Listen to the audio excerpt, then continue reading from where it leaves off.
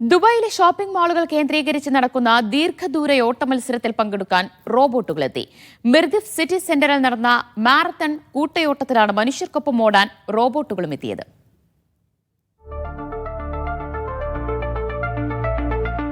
മാളത്തൻ എന്ന പേരിൽ നടക്കുന്ന കൂട്ടയോട്ടത്തിലും വ്യായാമത്തിലും ഇന്നത്തെ ഹീറോകൾ ഇവരായിരുന്നു.